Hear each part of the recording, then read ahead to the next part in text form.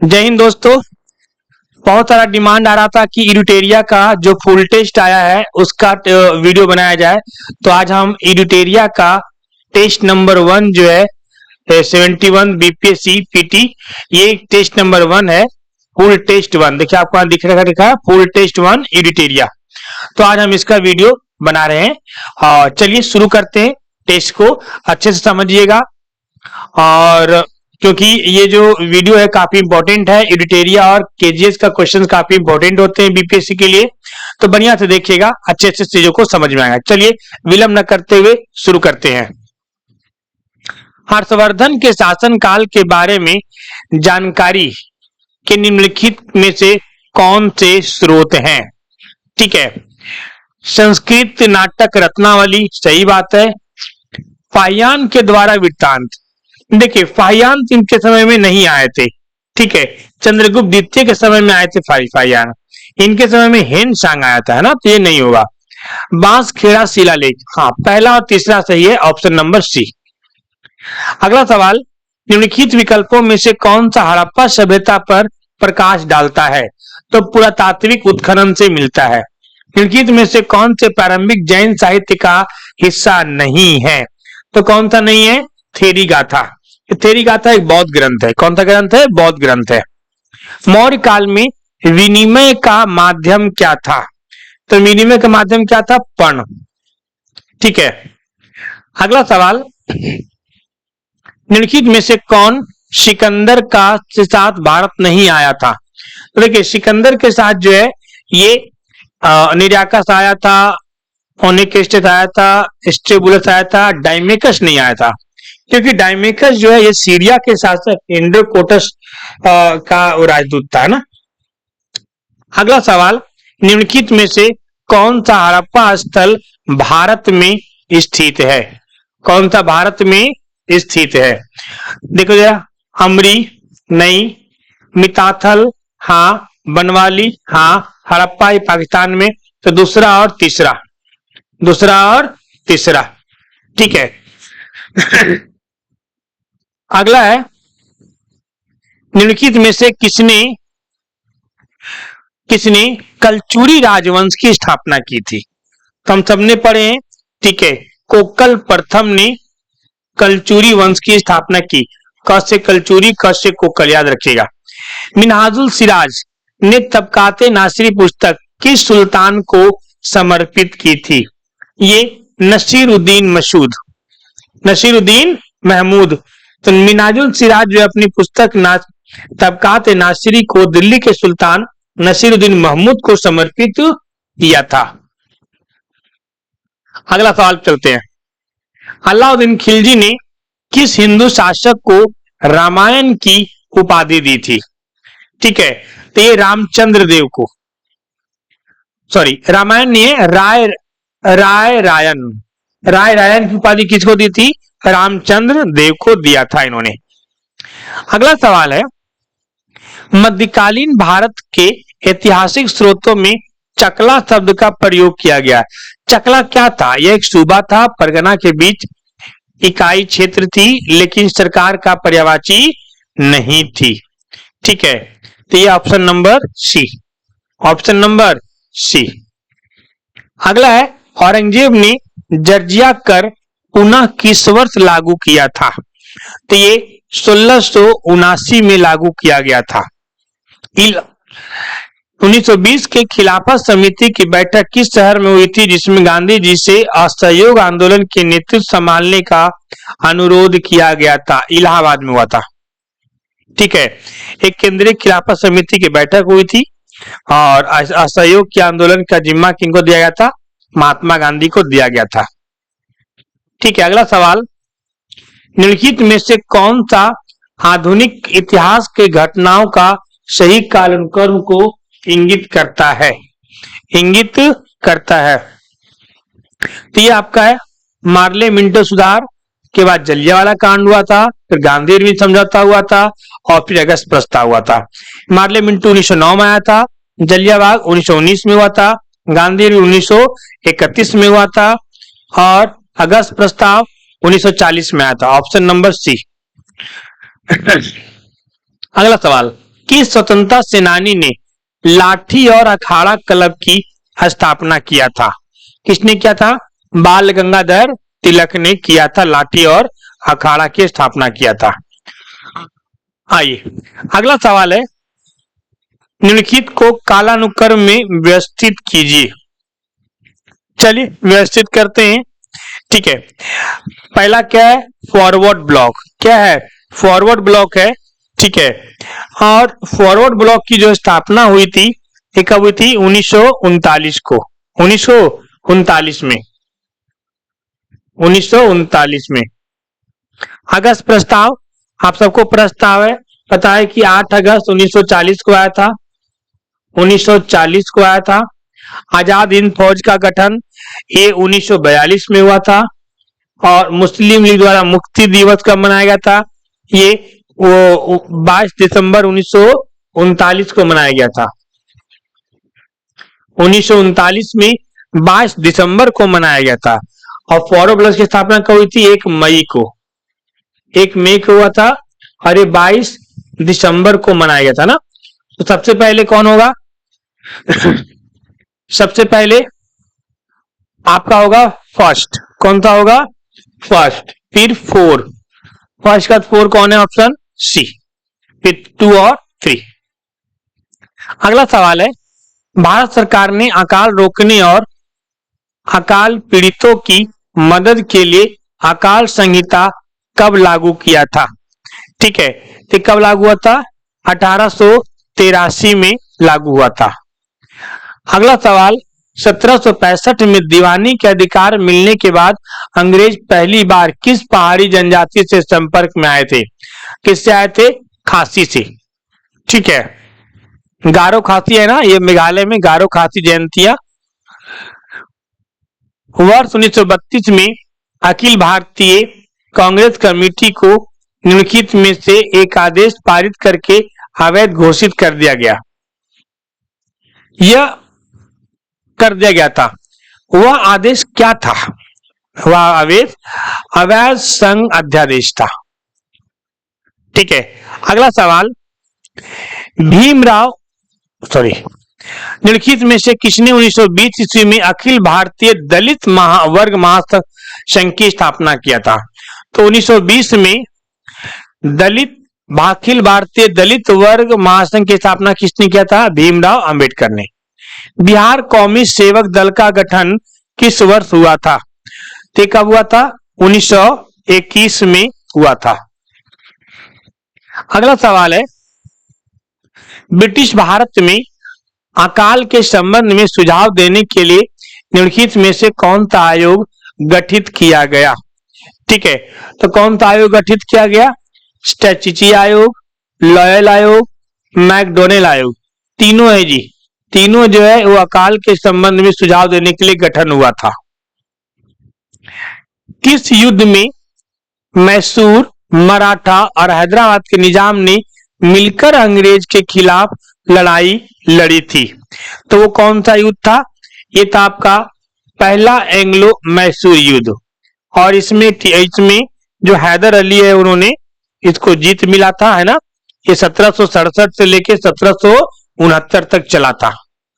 क्रांतिकारी गतिविधियों से संबंधित समाचार पत्रों की गलत जोड़ों की पहचान करिए। जमींदार, जाफर अली खान, सही बात है। भवानी मंदिर, वरिंद्र कुमार घोष, सही बात है।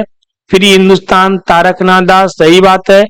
संध्या जो है ये सचिंद्र नाथ सान्याल का जो है ये नहीं है। एक संध्या क्रांतिकारी बंगला समाचार था, लेकिन इसका संपादक जो है ये ब्रह्म बांधव उपाध्याय ने किया था। अगला सवाल है, लॉर्ड मेयो के बारे में निम्नलिखित कथनों पर विचार कीजिए। ठीक है, मेयो भारत के 5वें वायसराय थे। नहीं जी, ये 5वें नहीं थे, चौथे थे, गलत है। भारत में पहली बार गणना लॉर्ड मेयो के शासनकाल के दौरान हुई थी, बिल्कुल सही बात है। उनकी मृत्यु 8 फरवरी 1872 को पोर्ट ब्लेयर में हुई और उन्हें डबलिन में दफनाया गया, सही बात है। लॉर्ड मेयो 1869 से 1872 तक भारत के वायसराय रहे। सही बात है। दूसरा, तीसरा, चौथा आपका तीनों क्या है? सही है। अगला सवाल, 1857 के विद्रोह के प्रमुख कारणों में शामिल नहीं है। ठीक है। नई शिक्षा प्रणाली ये था, विधवा पुनर्विनियम ये भी था, भारतीय सैनिकों को अफगानिस्तान भेजना ये भी था, भारतीयों और सैनिक और अंग्रेजों के बीच अंतर विवाह को रोकने वाले कानून ये नहीं था, ये नहीं था। अगला सवाल, सूची 1 को सूची 2 से सुमेलित कीजिए और सही उत्तर का चयन कीजिए। चलिए मिलाते, जरा थोड़ा बड़ा कर लेते हैं स्क्रीन को ताकि पूरा दिखे। हाँ, भारतीय राष्ट्रीय कांग्रेस की पहली महिला अध्यक्ष, पहली महिला अध्यक्ष कौन थी? पहली भारतीय महिला अध्यक्ष सरोजिनी नायडू। तो पहला का चौथा। जलियांवाला बाग हत्याकांड में भारत के वायसराय, क्योंकि 1919 में हुआ था, तो वायसराय कौन थे? James Ford. ठीक है।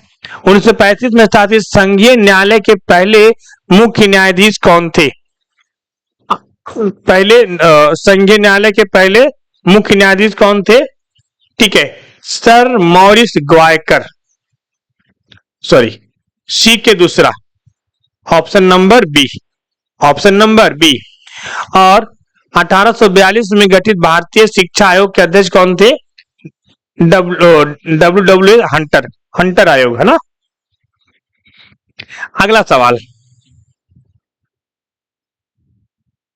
हंटर आयोग की रिपोर्ट को किसने बेशर्म सरकारी लिपापोती का पन्ना दर पन्ना बताया था?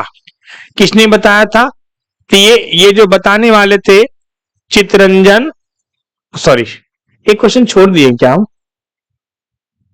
हाँ, निम्नलिखित में से किसने अलीपुर संयंत्र मामले में अरविंदो घोष का बचाव किया था? चितरंजन दास ने किया था। अगला सवाल है, हंटर आयोग की रिपोर्ट को किसने बेशर्म सरकारी लिपापोती का पन्ना दर पन्ना बताया था? महात्मा गांधी ने। निम्नलिखित में से किसने कहा था कि रैयतवाड़ी एक ऐसी व्यवस्था है जो भारत में हमेशा से प्रचलित रही है? ये किसने कहा है? थॉमस मुंडो ने कहा है। ये थॉमस मुंडो ने ही क्या लाया था? रैयत प्रणाली लाया था। अगला है, भारत में ब्रिटिश शासन के संदर्भ में निम्नलिखित कथनों पर विचार कीजिए। ठीक है,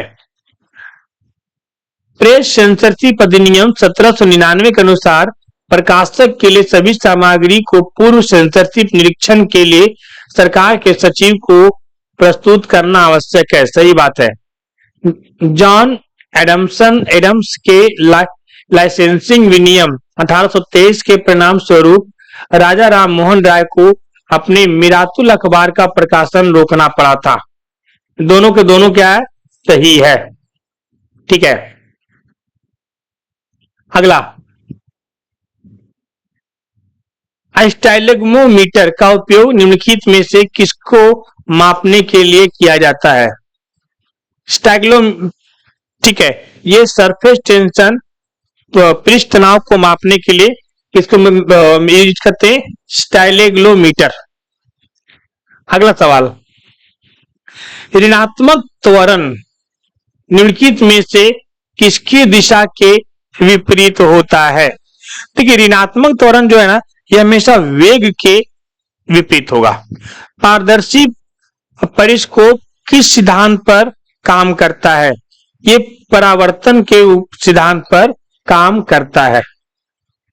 ट्रांसफार्मर का कोर बनाने के लिए किसका उपयोग किया जाता है?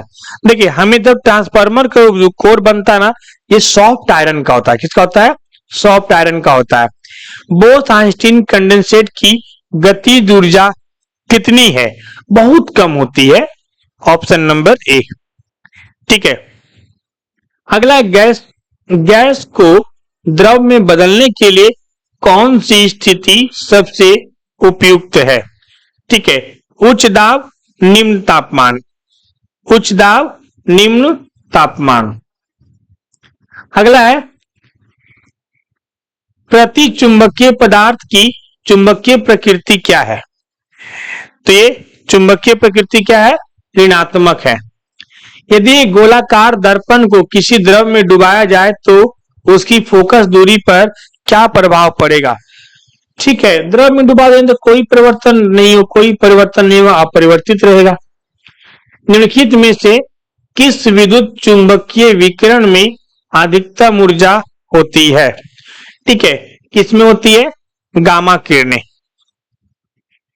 अगला सवाल है, किस प्रकार के अर्धचालकों में इलेक्ट्रॉनों का चालन ऋणात्मक छिद्रों के कारण होता है? तो किसमें के कारण होता है? पी प्रकार के अर्धचालक में। नेक्स्ट क्वेश्चन है, फिनोल का 1% घोल है। फिनोल का 1% घोल है तो ये क्या है? कीटाणुनाशक।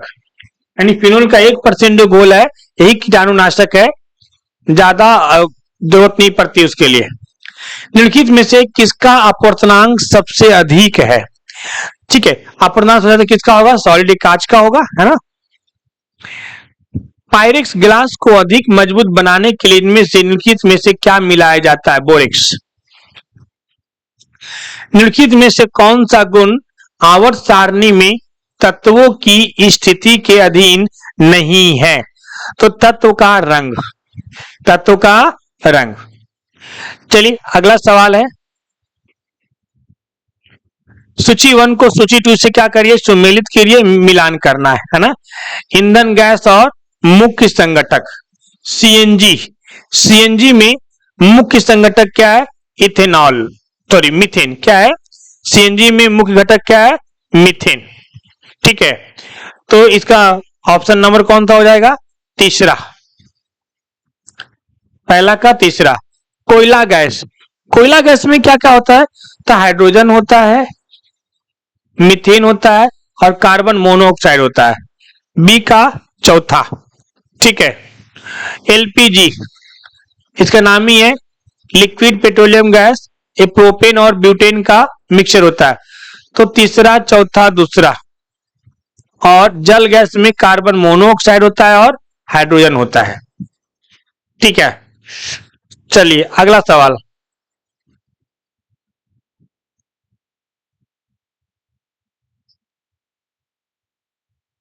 प्रोटियम में कितने न्यूट्रॉन मजबूत होते हैं? प्रोटियम में हाइड्रोजन के किसी भी समस्थानिक में या हाइड्रोजन में कोई भी न्यूट्रॉन नहीं होता है। ठीक है, अगला सवाल, निम्नलिखित में से कौन सा नीला लिटमस को लाल कर देता है? देखिए, नीला लिटमस को यानी कि ब्लू को रेड कौन करेगा? ब्लू को रेड एसिड करता है, यानी सिरका। कौन करेगा? सिरका। कैलेमाइन एक खनिज है जिसका रासायनिक सूत्र है। ठीक है, कैलेमाइन का रासायनिक सूत्र क्या होता है? Zinc carbonate. एक खनिज है जिंक कार्बोनेट। ठीक है, एक है ना।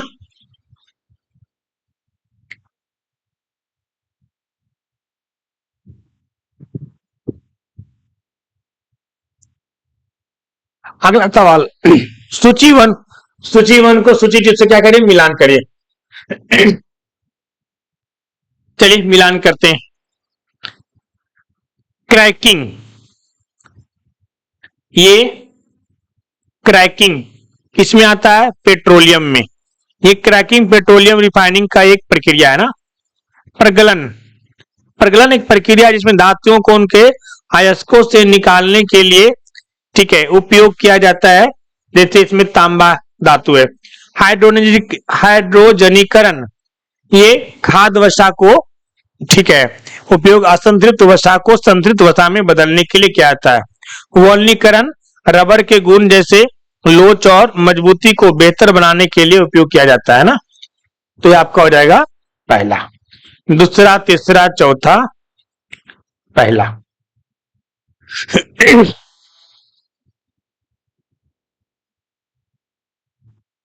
स्थिर तापमान पर किसी गैस के निश्चित द्रव्यमान का आयतन कम करने पर दाब, ठीक है, बढ़ेगा।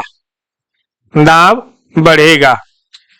अगला है, वह सबसे छोटा जीव कौन सा है जो अपने आप विकसित और प्रजनन करने में सक्षम है? कौन सा है? माइक्रोप्लाज्मा। अगला है, फूल का प्रजनन भाग कौन सा है? फूल का प्रजनन भाग कौन सा है? एक है पुंकेसर और एक है अंडप। ठीक है, पुंकेसर और अंडप। अगला है, शरीर की वृद्धि और नई कोशिका के निर्माण के लिए सबसे आवश्यक पोषक तत्व कौन सा है? सबसे आवश्यक पोषक तत्व कौन सा है? प्रोटीन। क्योंकि प्रोटीन को हम लोग बॉडी बिल्डिंग कहा जाता है। क्या बोलते हैं? Body building. तो ये कोशिका के निर्माण में होता है। नींद की बीमारी किस जानवर के कारण होता है? देखिए, नींद की जो बीमारी होती है ना, ये ट्रिपेनोसोमा। तो ट्रिपेनोसोमा ये स्लीपिंग सिकनेस होता है, जो अफ्रीकी ट्रिपेनोसोमिसिस के नाम से जाना जाता है। ठीक है, एक प्रोटोजोआ के कारण होता है ना। ये सेसे मच्छी के काटने, ये जो होता है से इस मच्छी के काटने से होता है, फीमेल। आइए अगला सवाल,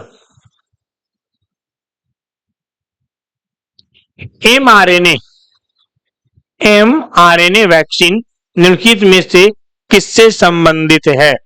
ठीक है, कोरोना वायरस से। किस संबंधित है? कोरोना वायरस से। अगला है, निम्नलिखित में से कौन सी एक मादक दर्दनाशक दवा है? मॉर्फिन।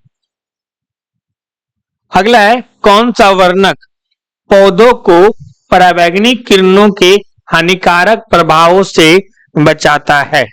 कौन सा है? कैरोटीनॉइड। निम्नलिखित में से किस प्रक्रिया में उष्मा ऊर्जा उत्पन्न होती है? तो उष्मा ऊर्जा किस में उत्पन्न होती है? श्वसन में उष्मा ऊर्जा उत्पन्न होती है। अगला सवाल है, निम्नलिखित में से किसने बताया कि कोशिका विभाजित होती है और मौजूदा कोशिकाओं के विभाजन से नई कोशिका बनती है? किसने बताया था? विर्चो ने बताया था। ठीक है, विर्चो ने क्या बताया था? अगला सवाल है, पौधों में लचीलापन किस ऊतक के कारण होता है? तो पौधों में जो लचीलापन होता है, ये कोलेनकाइमा के कारण होता है। आइए अगला समझते हैं, पंचायती राज संस्था में अनुसूचित जातियों और जनजातियों के लिए आरक्षण किस अनुच्छेद के तहत प्रदान किया गया है? 243 का डी।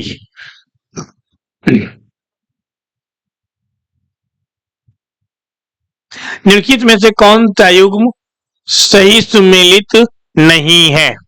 सही सुमेलित नहीं है। देखिए, 124 में सर्वोच्च न्यायालय के अभिलेख नहीं, 124 में सर्वोच्च न्यायालय के गठन के बारे में कहा गया जी, अभिलेख के बारे में नहीं कहा गया है ना। तो स्थापना और गठन के संबंधित है। तो यही क्या है? सही सुमेलित नहीं है। बाकी तो सब कुछ सही होगा, पहले पकड़ा गया। तो भारतीय संविधान की प्रस्तावना में कितने प्रकार की समानता का उल्लेख किया गया है? तो 2 प्रकार की समानता का उल्लेख किया गया, प्रतिष्ठा की समानता और अवसर की समानता। ठीक है, अनुच्छेद 368 में निर्धारित संविधान संशोधन की प्रक्रिया के संदर्भ में निम्नलिखित कथनों पर विचार कीजिए।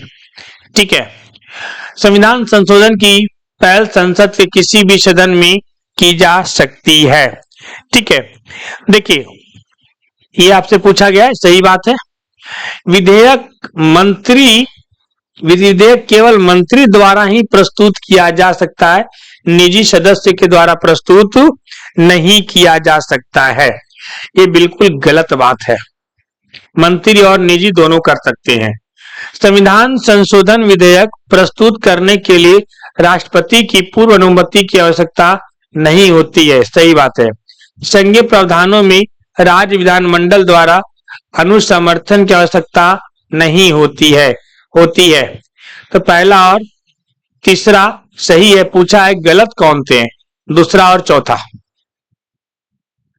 अगला है, राष्ट्रीय अनुसूचित जनजाति आयोग के अध्यक्ष और उपाध्यक्ष के अलावा कुल सदस्यों की संख्या कितनी होती है?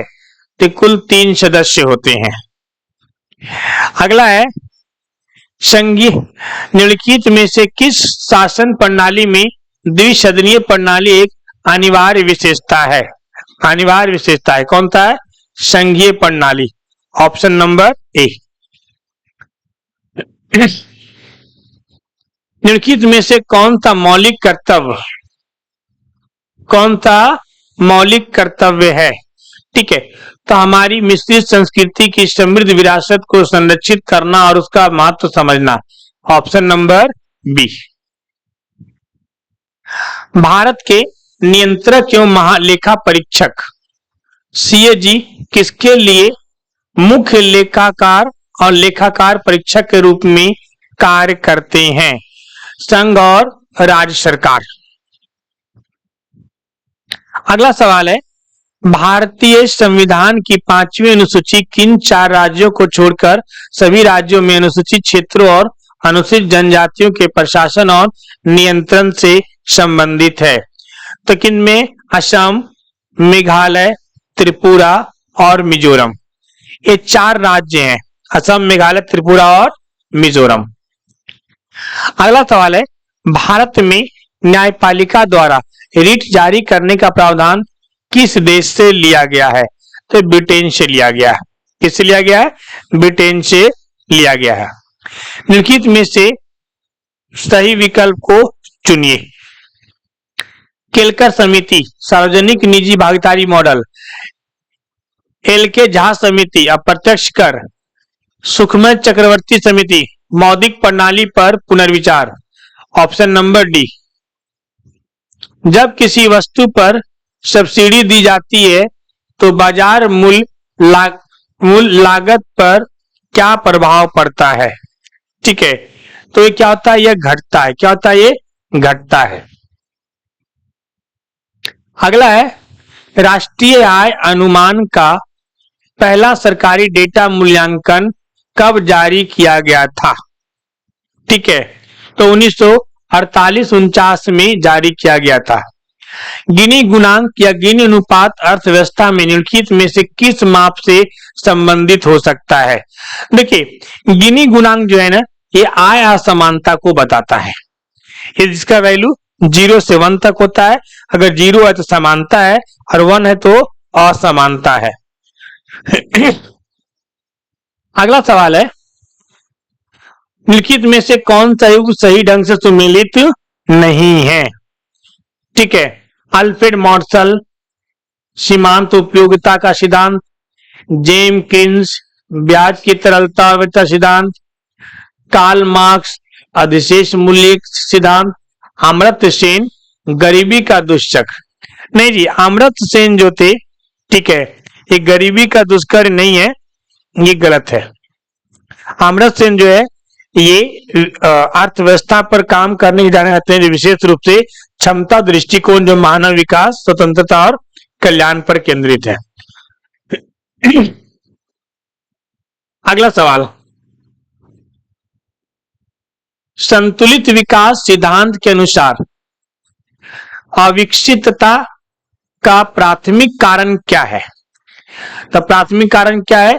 गरीबी का दुष्चक्र। आर्थिक सर्वेक्षण रिपोर्ट वित्त मंत्रालय के किस विभाग द्वारा जारी की जाती है? तो आर्थिक मामलों के विभाग के द्वारा जारी की जाती है, ऑप्शन नंबर सी। अगला सवाल है भारतीय मानव विकास रिपोर्ट हर साल गांवों के लिए भारतीय मानव विकास रिपोर्ट हर साल गांवों के लिए निम्नलिखित नहीं देती है। बेरोजगारी संबंधित सूचकांक नहीं देती है। अगला सवाल है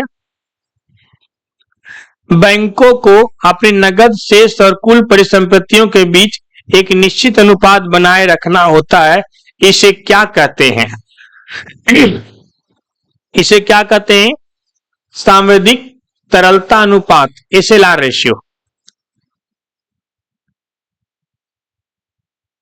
गिफेन वस्तुओं की मांग वक्र है। गिफेन वस्तुओं की मांग वक्र है, ऊपर की ओर झुका हुआ। ठीक है, अगला सवाल है पृथ्वी के आंतरिक भाग में उच्च ताप और दाब के कारण कौन सी चट्टान का निर्माण होता है? किसका होता है? कायांतरित चट्टान का निर्माण होता है। जैसे आपका जैसे ग्रेनाइट है नीस में, चूना पत्थर है संगमरमर में, है ना, सेल है स्लेट में, ये चीजें हैं। अगला सवाल है, वर्ष भर 30 से 35 डिग्री उत्तरी और दक्षिणी अक्षांशों के बीच बहने वाली हवाओं को क्या कहा जाता है? इसको पश्चिमी हवाएं कहते हैं। क्या बोलते हैं इसको हम लोग? पश्चिमी हवाएं, वेस्टर्न विंड। अगला है, निम्नलिखित में से हिमालय की सबसे पूर्वी चोटी कौन सी है? नामचा बरवा। नीलगिरी और अन्नामलाई पहाड़ियों के बीच स्थित दर्रा कौन सा है? कौन सा है? पालघाट। कौन सा है? Palghat, option number B. निम्नलिखित में से कृषि पद्धतियों का सही क्रम कौन सा है? ठीक है, तो कौन सा है? ये आपका मिट्टी की तैयारी, बुआई, सिंचाई और कटाई। सबसे पहले मिट्टी की तैयारी करते हैं ना। भारत की जनगणना 2011 के अनुसार देश में सर्वाधिक दशकीय जनसंख्या वृद्धि वाला जिला कौन सा है? कौन का है? कुरंगमुके। ठीक है, अरुणाचल प्रदेश का एक कुरंगमुके जिला है। अगला सवाल है, निम्नलिखित में से कौन भारत का विश्व स्तर पर स्वीकृत राष्ट्रीय हॉटस्पॉट नहीं है? हॉटस्पॉट नहीं है, गारो हिल्स, ऑप्शन नंबर बी। निम्नलिखित में से कौन सा सर्वाधिक स्थिर पारिस्थितिकी तंत्र है? तो कौन सा है? ये समुद्री पारिस्थितिकी तंत्र, ऑप्शन नंबर सी।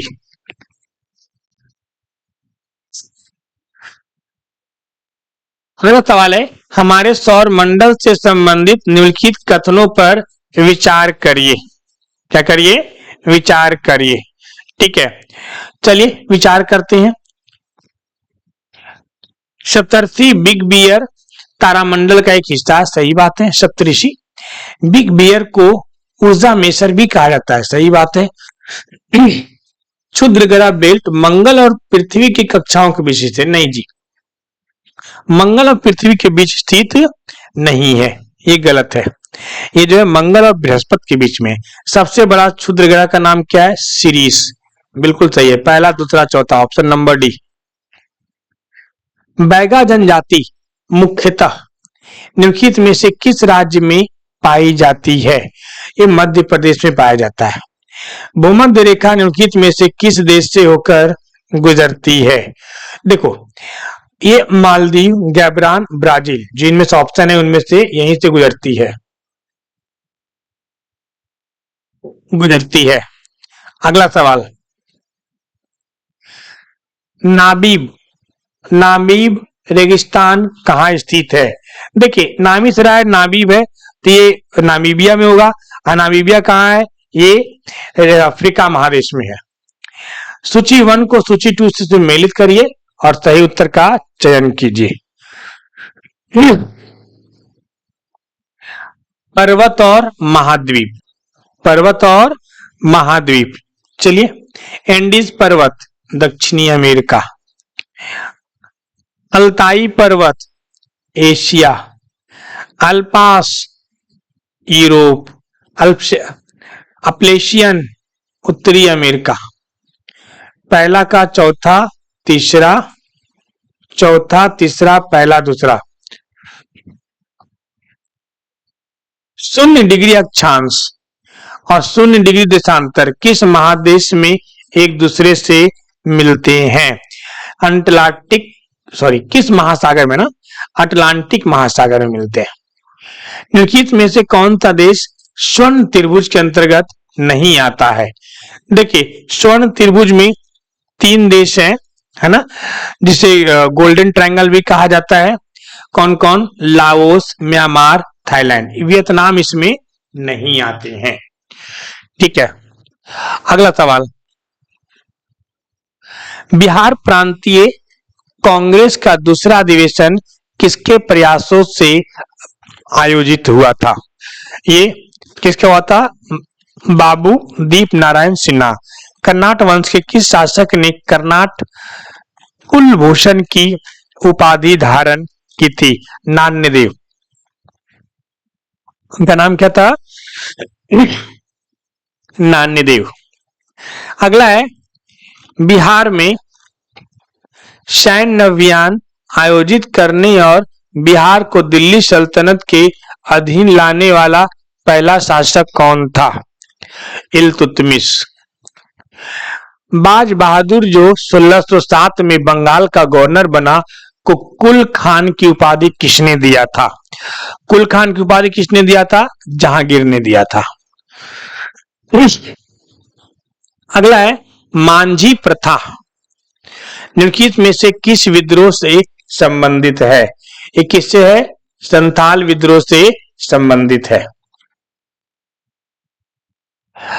अगला है, पीर मोहम्मद मुनीस अपनी किस पत्रिका में चंपारण के किसानों की दुर्दशा का मार्मिक चित्रण किया था? तो पीर मोहम्मद मुनीस जो था, एक पत्रिका लिखा था, उसका नाम था प्रताप। ठीक है। अगला है, मुजफ्फरपुर में होम रूल लीग की स्थापना किसने किया था? तो जनकधारी प्रसाद। किसने किया था? जनकधारी प्रसाद। अगला सवाल है, भारत छोड़ो आंदोलन के दौरान झंडा फहराते समय पुलिस की गोली से फूलेना प्रसाद श्रीवास्तव की मृत्यु कहां हुई थी? ठीक है, तो इनकी मृत्यु कहां हुई थी? सिवान में हुई थी। बिहार में एस्बेस्ट एक चमकदार और रेशेदार खनिज मुख्यतः कहां पाया जाता है?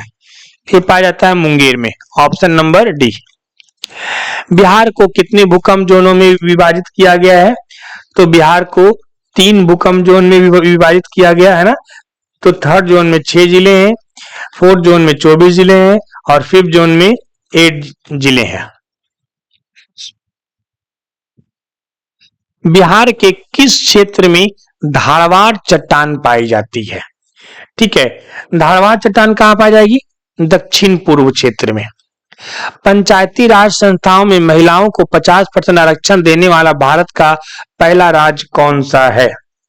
पहला राज्य कौन सा है? बिहार है। संविधान सभा में बिहार को कितने सदस्य शामिल हैं? संविधान सभा में बिहार के कितने सदस्य शामिल हैं? 36। किस राज्य में अल्पसंख्यक आयोग को पहली बार वैधानिक शक्तियां दी गई थी? तो ये कहां दी गई थी? बिहार में। अगला है, जीविका बिहार। जीविका बिहार सरकार की पहल है, इसका मुख्य उद्देश्य क्या है? गरीबी उन्मूलन। क्या है? गरीबी उन्मूलन। अगला सवाल, निम्नलिखित में से सत्य कथन का चयन करें। चलिए सत्य कथन का चयन करते हैं। विश्व धरोहर समिति के 57वें सत्र का आयोजन पेरिस में हुआ। सही बात है। भारत के मराठा सैन्य प्रदेयों में 44वें धरोहर के रूप में शामिल किया गया है। सही बात है। इसमें कुल 11 मराठा सैन्य परिधियां शामिल हैं। नहीं जी, इसमें जो है 12 मराठा सैन्य, इसमें 11 नहीं है। पहला दूसरा सिर्फ सही है। अगला है, 11वें भारत का मक्का शिखर सम्मेलन का आयोजन कहां हुआ था? ठीक है, कहां हुआ था? नई दिल्ली में। टाइम 100 क्रिएटर्स लिस्ट 2025 में शामिल होने वाले पहले भारतीय कौन बने? पहले भारतीय कौन बने? इसका नाम है प्राजक्ता कोहली। ये सब करंट अफेयर है ना। सार्वजनिक वितरण प्रणाली पीडीएस में राशन वितरण के लिए आधार आधारित स्पेस ऑथेंटिकेशन शुरू करने वाला देश का पहला राज्य कौन बना है? तो कौन बना है जी? हिमाचल प्रदेश। केंद्र सरकार ने किस दिन को संविधान हत्या दिवस के रूप में मनाया है? ठीक है, 25 जून को। किसको मनाया गया है? 25 जून को। कि मनाया गया कि 25 जून 1975 को लगाया गया आपातकाल के दौरान कष्ट झेलने वालों को श्रद्धांजलि अर्पित करने के रूप में मनाया गया। भारत की पहली क्वांटम कंप्यूटिंग वैली कहां शुरू की जाएगी? तो कहां शुरू की जाएगी? अमरावती। थोड़ा पानी पी लेता हूं, गला बैठ रहा है।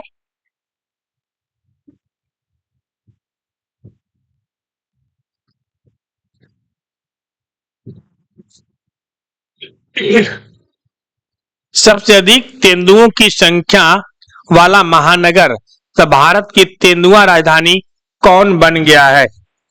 ठीक है, कौन बन गया है? यह है बेंगलुरु। कौन है? बेंगलुरु।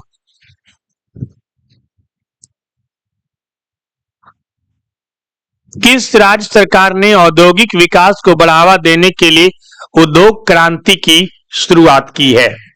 किसने किया है? पंजाब ने। केंद्रीय पर्यटन मंत्रालय ने किस राज्य में भारत का पहला पानी के नीचे संग्रहालय और कृत्रिम चट्टान विकसित करने की घोषणा की है? महाराष्ट्र। Option number B. हाल ही में खबरों में रहे बगलिहार बांध किस नदी पर स्थित है? चिनाब नदी पर। किस पर है? चिनाब नदी पर स्थित है। अगला है, मुख्य चुनाव आयुक्त ज्ञानेश्वर कुमार के नेतृत्व में निर्वाचन आयोग ने निम्न में से कौन सी सुधार प्रस्तावित किए हैं? ठीक है, चलिए जरा पढ़ते हैं। मृत्यु पंजीकरण डेटा का इलेक्ट्रॉनिक एकीकरण, सही बात है।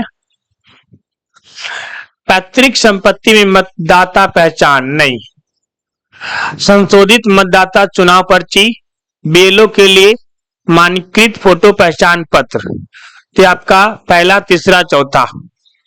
Option number C. महिला संवाद अभियान किस राज्य द्वारा प्रारंभ किया गया? तो किस राज्य द्वारा प्रारंभ किया गया? ठीक है, ये बिहार के द्वारा प्रारंभ किया गया। ऑपरेशन सिंदूर का ब्यौरा 7 मई 2025 को प्रदान करने वाले विदेश सचिव का नाम क्या है? विक्रम मिश्री। क्या नाम है? विक्रम मिश्री। भारतीय आम के निर्यात को बढ़ावा देने के लिए इंडियन मैंगो मोनिया 2025 का आयोजन किस शहर में किया गया था? तो किस शहर में किया गया था? अबू धाबी में। Option number A.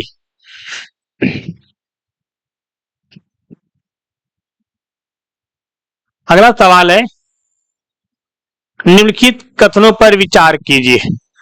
अंगोला एक उत्तर अफ्रीकी देश है। ठीक है, तो अंगोला एक उत्तर अफ्रीकी देश है, नहीं जी। हाल ही में अंगोला अंतर्राष्ट्रीय सौर संगठन फ्रेमवर्क समझौते के तहत हस्ताक्षर करने वाला 121वां देश बन गया है। ठीक है, 123वां देश, 121वां देश नहीं है, ये गलत है। दोनों के दोनों गलत है। कौन सही है? कोई भी सही नहीं है।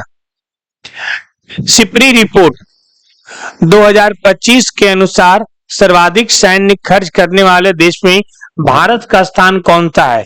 5वां स्थान है। कौन सा स्थान है? 5वां स्थान है। अगला सवाल, 2025 में जारी poverty and equity beef report के संबंध में निम्नलिखित कथनों पर विचार कीजिए। चलिए विचार करते हैं। ठीक है, यह रिपोर्ट विश्व व्यापार संगठन WTO द्वारा जारी किया जाता है। बिल्कुल सही बात है।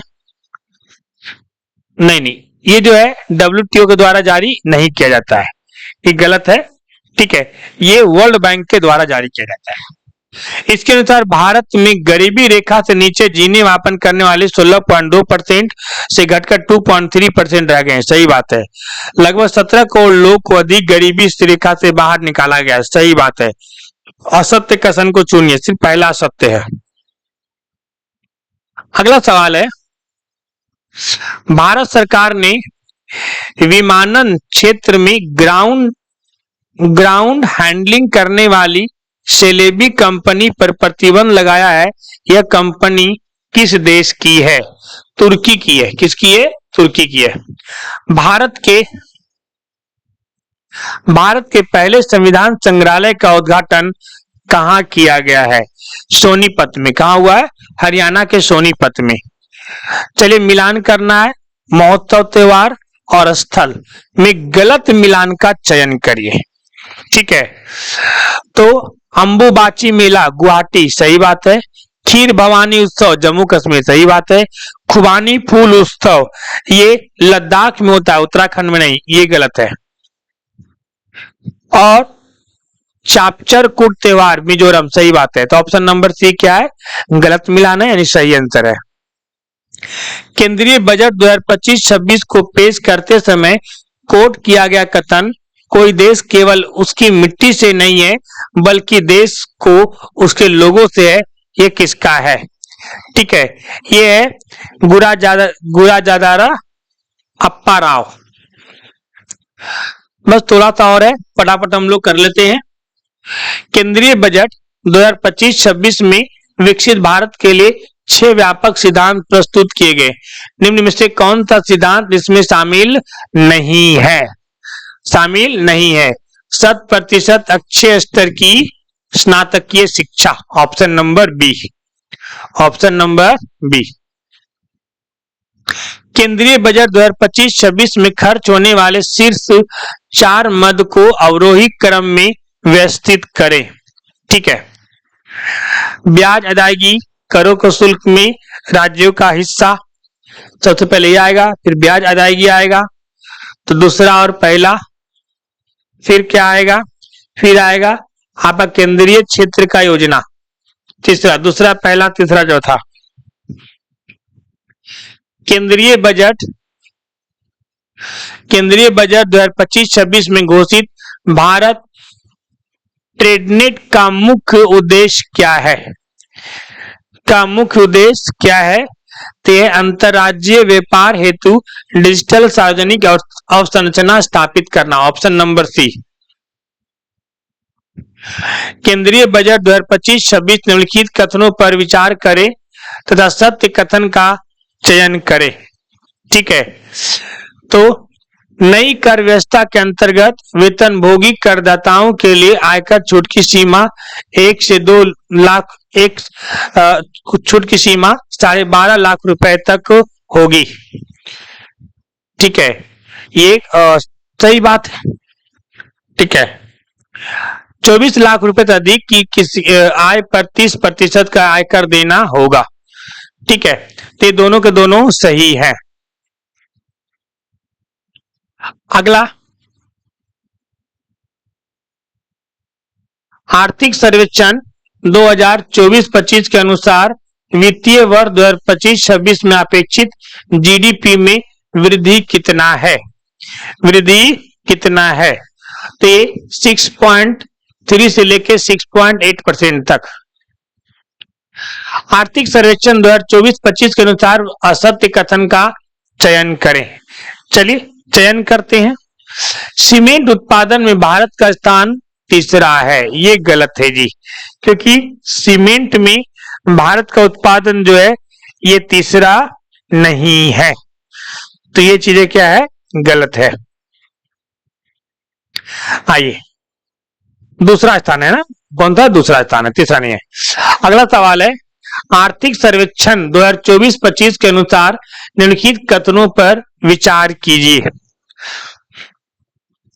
वित्तीय वर्ष 2020-21 से वित्तीय वर्ष 2023-24 में राजकोषीय घाटे के परसेंटेज के अनुसार में लगातार कमी आई है, सही बात है। वित्तीय वर्ष 2021 से 23-24 में पूंजीगत व्यय में लगातार वृद्धि हुई है, सही बात है। असत्य कथन बताइए, कोई भी असत्य नहीं है। अगला सवाल है, आर्थिक सर्वेक्षण 2024-25 के अनुसार वित्तीय वर्ष 2025 में कृषि क्षेत्र में कितने प्रतिशत की वृद्धि का अनुमान है? तो कितने का है, 3.8% का। अगला है, भारत की स्थापित उत्पादन क्षमता को घटते क्रम में व्यवस्थित करिए। चलिए घटते क्रम में करते हैं, यानी सबसे ज्यादा कोयला से होता है पहला 1 नंबर पर, उसके बाद सौर से होता है 2 नंबर पर, उसके बाद पवन से होता है 3 नंबर पर। पहला, दूसरा, चौथा कोई ऑप्शन है जी? एक क्या ऑप्शन है, सी। फिर तीसरा, पांचवा, बस। अब देखो मैथ का सवाल है, मैं आपको आंसर बता देता हूं, आप जो है वीडियो को पॉज करके आप कर लीजिएगा। तो आपका 141 का आंसर है बी। 142 का आंसर है 142 का आंसर है आपका 11 दिन। 143 का आंसर है 143 का आंसर है 12 वर्ष। 144 का आंसर है 10। 145 का आंसर है 140। 146 का आंसर है बी। 147 147 का आंसर है, ठीक है, ए। 148 का आंसर है डी। 149 का आंसर है ए। 150 का आंसर है बी। तो ये आपके आज के सवाल होप सो पसंद आया होगा। हम कमेंट में जरूर बताइएगा कि अगला इडुटेरिया का टेस्ट सीरीज लाना है कि नहीं लाना है, कि केजीएस का लाना है। आप हमें कमेंट में जरूर बताइएगा। अगर आपको इडुटेरिया का फुल टेस्ट अच्छा लगा तो हम बहुत जल्द अगला टेस्ट सीरीज भी आपके लिए अपलोड करेंगे। जय हिंद।